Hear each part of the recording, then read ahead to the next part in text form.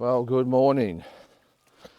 Welcome to Walking Boxing. It's Sunday, August the 11th, 2024. Big day of fights today. Looking forward to it. Virgil Ortiz and Bohachuk. The card starts I think at 10 a.m. here in Australia. I am going to do a watch along, so I'm looking forward to that. Probably a bit late. With everyone watching this now, it'll be well and truly done. It'll be after the fact, but I do a watch along for all the big fights. And yeah, not quite sure. I think Fundora's sister was on the undercard. I'm not quite sure who else was there, but yeah, I'm going to jump on at about 11 o'clock and do the live watch along. So again, I always enjoy doing that. And if you haven't seen it, make sure you do it whenever there's a big fight on. It's just look, it's not the most exciting thing from your end. It's you guys watching me watching the fights, but it's good that we all get to comment and have our say, and you know, it's like watching the fights with mates. It's good fun, and we do get some good numbers actually. It has been good with my subscribers to actually get it on. A lot of people get a bit pissed because they think it's a live stream, but of course, if you've got any idea about YouTube and pay-per-views and or DAZN, whatever it might be, Foxtel, I think you understand that you just can't get on there and stream the fights for everyone. It doesn't quite work that way. They'll cut you off and bar you pretty quick. So yeah, it's good fun. I've got and I think the one after this is Nikita Zoo and Koa Mazudia. So I'll be doing that on the 28th of August. It's a Wednesday night, so make sure you check that out. So it's a bit of fun, talk a bit of boxing, discuss the fights. But yeah, it's all good. All right, on to today's news. I'll get onto the fight card in a sec. But the Olympics is pretty much done and dusted now. So the Taiwanese fighter won gold, so that means both controversial athletes have won gold. As I said, I think yesterday or the day before, I'm not going to go back over old ground with all the complexities of it all, but I just think it shows that yeah, Olympic boxing, we always just, well, not just Olympic boxing, but boxing in general, we always just seem to make things hard for ourselves, don't we? Give ourselves a black eye, I don't know. But again, regardless of what side you're on, I just don't think it was a good look for the sport. And even the, where's the little fella? There he is. Even the, I'm not sure if you saw at the press conference they did, was it last week? The International Boxing Association did this press conference and pretty much condemning what the IOC have done. Don't forget, the IOC ran this tournament, not the International Boxing Association. So they of course took whatever chance they could to lay the boots into the Olympic Committee, because they went against their findings and the sanctions they'd given those two particular boxers. But look, all it's done now is make the relationship even more strained, and now it looks like boxing will be out of the 2028 games, which is, look, really hard to get your head around, considering that boxing has been part of the Olympics, one of the only sports that has been in the Olympics since the 1896 Olympics in Athens. And to think that it could be out now, I'm just not quite sure what happens with amateur boxing. I mean, lots of kids, I was one of them, strive to represent Australia at the Olympic Games. And yes, I know there's Commonwealth Games and World Championships and all that, but like every other sport, Olympics is it. And I'm just not sure what happens to all those young kids now. I mean, participation numbers are at record levels. What incentive is there for them to remain in the amateurs and dedicate their lives to this sport? Because I've got to remember, not everyone wants to be a professional world champion. I must admit, at 10 years old I did, but as my journey in boxing progressed, the thought of being a pro boxer probably waned. It's a tough business. It's not a sport, it's a business, and it's hard and uncompromising, it's brutal, it's cruel, and you're either in or you're out. So that's not necessarily every young boxer's cup of tea, you know. You've got to remember, amateur boxing is a sport. You get to travel the world. You don't really get knocked around that much. Yeah, you take a few hits, of course you do. It's a contact sport, but it's not like the pros, and it's not for everyone. So with that carrot, I suppose you want to call it, of the Olympic Games there anymore, you just got to wonder what happens. But anyway, let's hope I'm not jumping the gun there, and we continue to see the participation rates, because, as I said, they are through the roof at the moment. So just on the Olympics, so it's hard to get my head around the Olympic boxing thing for starters, but also even harder now after I've seen, and I'm sure you've all seen it, the break dancing. I'm not gonna get too much into that, but I can't believe that Olympic boxing, they're going to boot out, and this sport was in the Paris Games. I know it's apparently not going to be in the 2028 Games in LA. I'm not going to do the pylon of, what was the name? Ray Gun. The Ray Gun. I think that performance spoke for itself, but how weird was it to see a breakdancing athlete,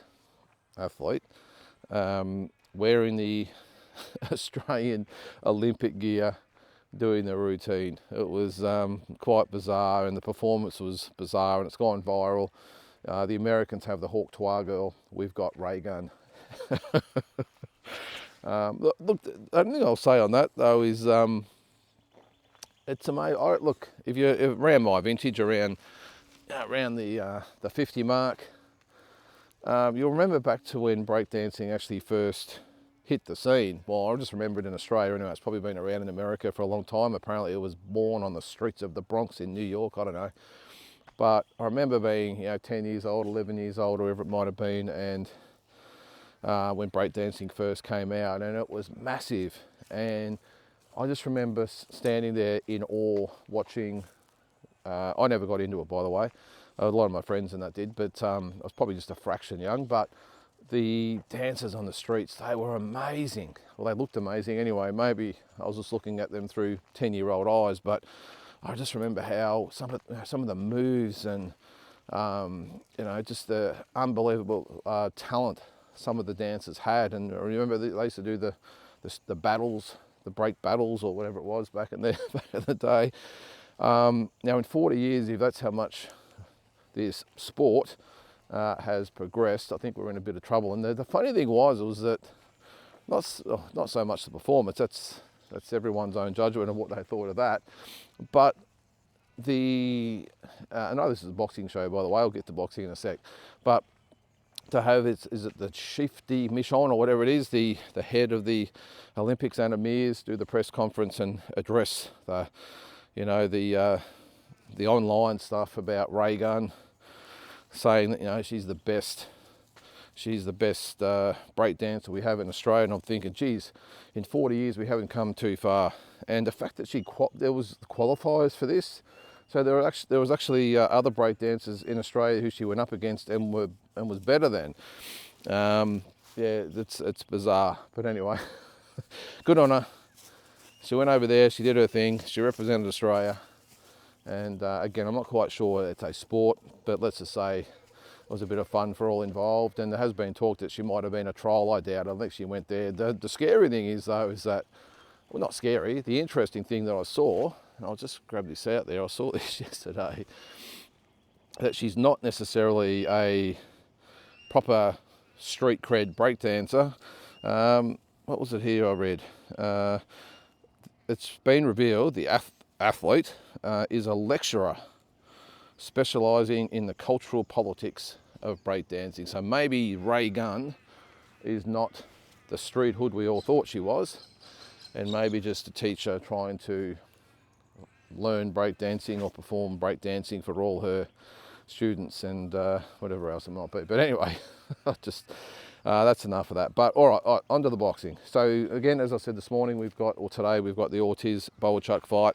I did the other day, if you would have, if you've been watching these videos every day, the top dogs at 154. One thing I probably didn't do, I think I rated the fighters 1 to 10 on merit and 1 to 10 I think on ability.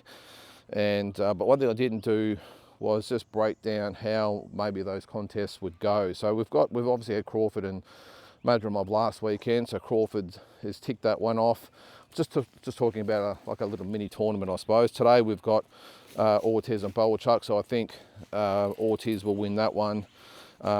Should be a good fight though. And then we've got Tim Tszyu and Murtazaliyov. I would pick Tim Tszyu in that fight. And then we have, let's throw in Fundora and Spence. Now that's an interesting one.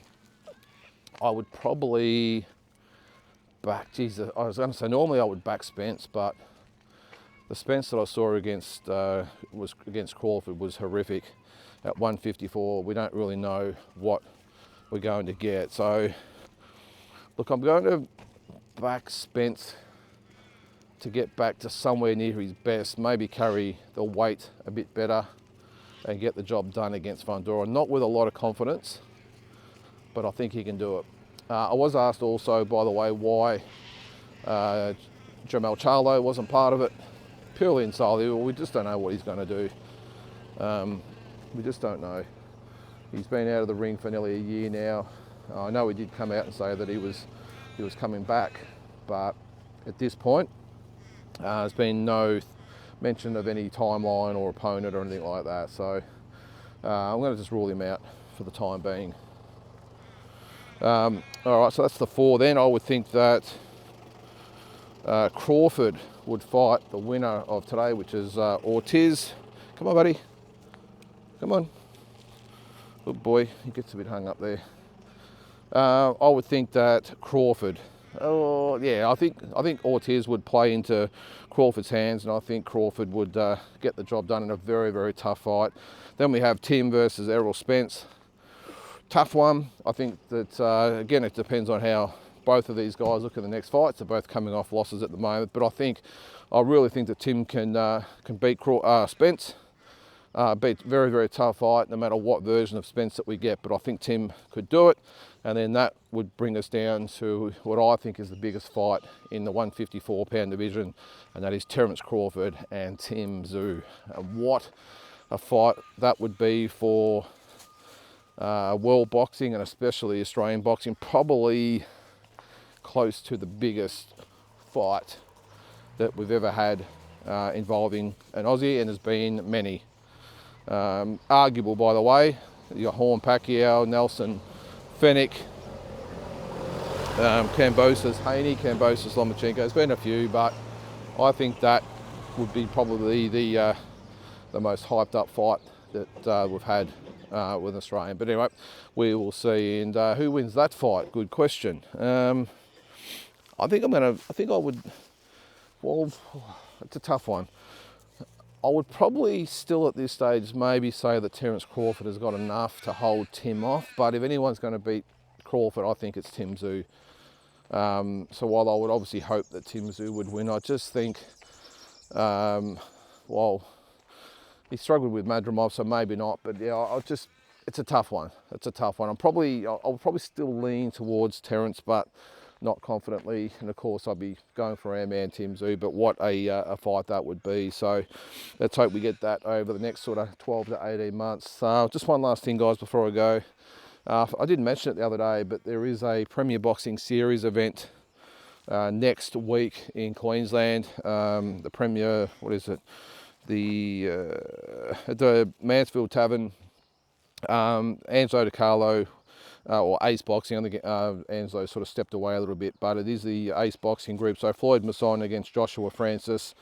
On the undercard, is it Nicola Costello against Sarah Watt? There's a few good undercard fights there. The Luke Modini Ronald Quinlan fight apparently has been scrapped. Just good old Ronald Quinlan. If you're ever in doubt, just roll out, or you need an opponent for some up and comer, roll out Ronald Quinlan. Give him a call. He's always up for it. So he has a bit of a checkered past, Reynolds, with his weight and everything else, but he always turns up and gives a good fight when he does decide he wants to fight anyway. So apparently that's been scrapped, probably for the better anyway. I think like Luke Modini would make short work of Reynolds. He's a good young up and coming fighter, but that's next Wednesday night, I think it is. Hang on, I'll just check again. I thought it was Wednesday. Where is it? Saturday. Next Saturday it is. So we'll touch on that a little bit more next week, but that's next Saturday night, Mansfield Tavern. And just on Anzo DiCarlo before I finish too, great to see he's been inducted into the Australian Boxing Hall of Fame. Unfortunately, I can't get there this year. I normally go every year. Can't get there because I'm got something else on, and I'm actually going overseas a couple of days later as well, so I can't get there. But if anyone deserves it, as a non-participant, it's Angelo DiCarlo. Done great things for Aussie boxing, continues to do great things. So yeah, congratulations to him and everyone else. I think Danny Green is being inducted as well, so another well-deserved fighter getting into the Hall of Fame. If you've never actually been there, it's a great night. If you're in Melbourne, or if you want just a night away, it's an excellent night. All the greats of Australian boxing are there. You know, they always put on good food and drinks. It's just good to mingle with the greats of Australian boxing. It's at the casino. So I think it's on August 31st. So I think the ticket's still available if you wanted to go there as well. But I highly recommend it if you're a boxing fan to get there and mingle with all the greats of Australian boxing. It's a hell of a night. Damien Membry and the the Australian Boxing Hall of Fame do a great job. So that's it for today, guys. If you're watching the fights, have a great day. Let's hope those mighty Blue Boys can get over the Hawks today and get back into finals calculations. If not, I'm going to be pretty grumpy tomorrow. But all good, guys. Again, have a great day, and we'll catch you tomorrow.